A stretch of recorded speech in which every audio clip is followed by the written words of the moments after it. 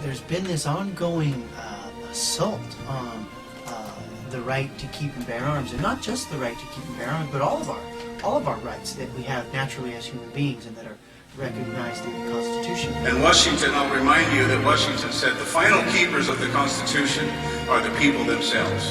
The House and the Senate, Congress, federal government has rejected the Constitution.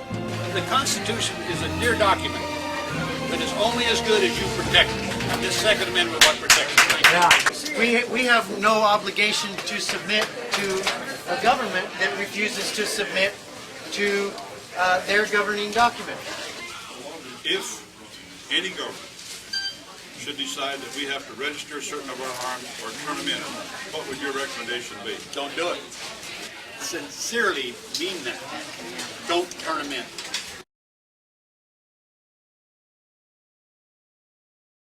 The way that this got started was several weeks ago. I was doing a radio show, and I wasn't even talking about firearms. I was talking about economics. But somebody called the station after the show was over and said, hey, what are we going to do about all these firearms restrictions that just keep coming down the pipe? It's like they just never end. And I said, well, I don't know. Let's get together and talk about it at Denny's on Monday night. And 150 people showed up, and I was expecting maybe 18 or 20, but there was standing room only, 150 people.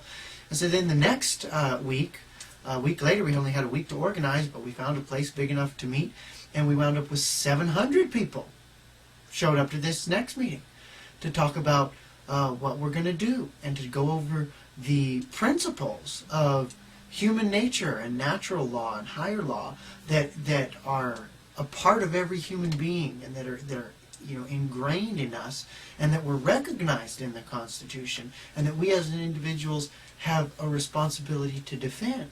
So at that first meeting where we had 150 people, I brought this letter that I wrote.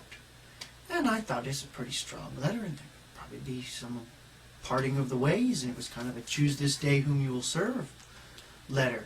But you know what? Everybody there signed this letter. Let me read this to you. Let it be known that we, the people of Alaska, stand in recognition of the true principle that whenever a government abandons the purpose for which we have created it, and even becomes hostile towards that which it was once a defender of, it is no longer a fit steward of the political power that is inherent in the people and lent to this government with strict conditions. These conditions are clearly defined in the United States Constitution and understood by the common man. Furthermore, to the extent that our government violates these conditions, they nullify their own authority, at which point it is our right and duty, not as subjects, but as sovereign Americans, to entrust this power to new stewards who will not depart from the laws that we have given thee.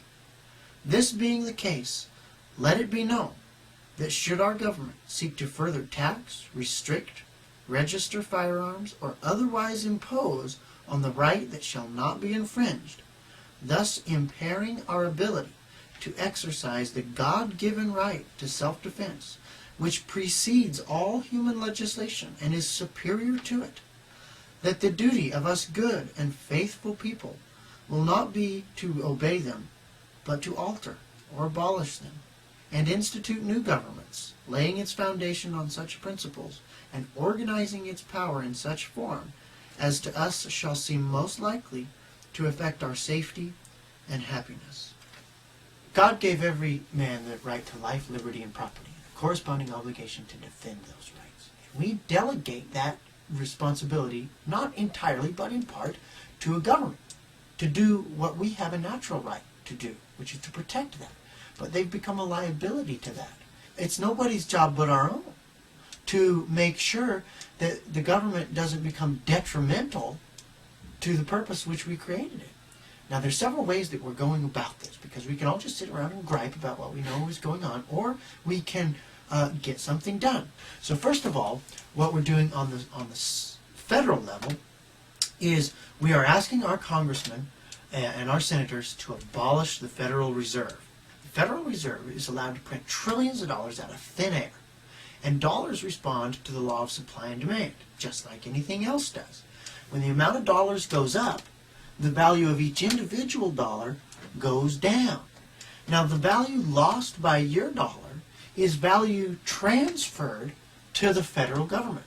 Now, not only does this weaken the individual citizen in order to strengthen the federal government, but then the federal government turns around and offers this money back to the states or back to your county or your local government with strings attached, aka we're going to give you this much money for roads and law enforcement, but only if you implement this gun registration program. And then on the state levels, and this would be different for every state, but in Alaska, what we're doing is we're pushing for the, first and foremost, the Alaska Firearms Freedom Act. Now, this was sponsored by a guy by the name of Joel Bonnick in Montana. And what this piece of legislation does is it's a declaratory piece of legislation that says a firearm or a firearm accessory or ammunition that's manufactured within the state and stays in the state is none of the federal government's jurisdiction under the Commerce Clause of the Constitution. And furthermore, if the federal government tries to prosecute anybody, it's the job of our Attorney General to defend that person in full. Second thing that we're doing on a state level, and that we'd like to do on a federal level, it'd be very hard to do on a federal level though, is to pass fully informed jury legislation. Because Congress can write a law, the President can sign a law, and a court can rule on a law, but the juror is the only one in the whole country who's been entrusted with the power to actually enforce a law. And so what this does is it puts it in the statute of the state that the judge has to allow the jury to know why they're there. The function of juries, when understood, gives profound meaning to the phrase, "we the people."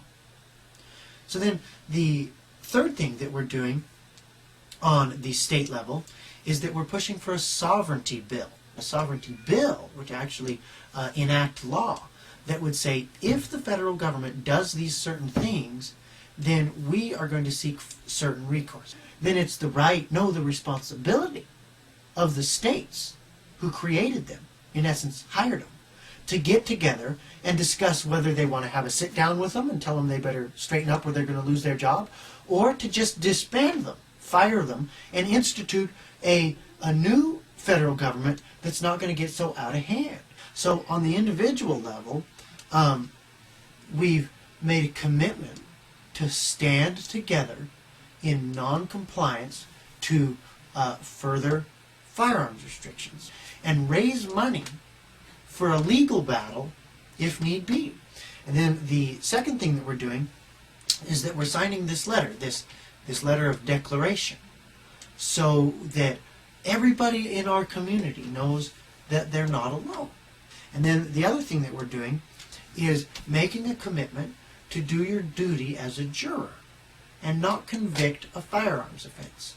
Now, somebody said, well, you need to change that because what if somebody robbed a bank with a firearm? We need to convict them for that. Well, you can convict them for robbing a bank, not for having a firearm. The more I thought about that, there's no such thing as a firearms offense. The other thing that we've been doing is open carry days on Friday, Saturday, or Sunday, or certain days of the week. We all agree that this is going to be open carry day, and you carry openly. And it feels kind of weird at first, but the reason that this is important and the reason that this is productive is because it helps to break the social stigma that only cops and robbers have guns. The individual things stand together in non-compliance to further firearms restrictions. Not convict a firearms offense if you're on a jury. Participate in open carry days and sign the letter of declaration so that you can stand up and be counted and let others know that you are that they're not the only one. You know, people always tell me, well, I don't want to be on a list. Well, if everyone's on the list, no one's on the list.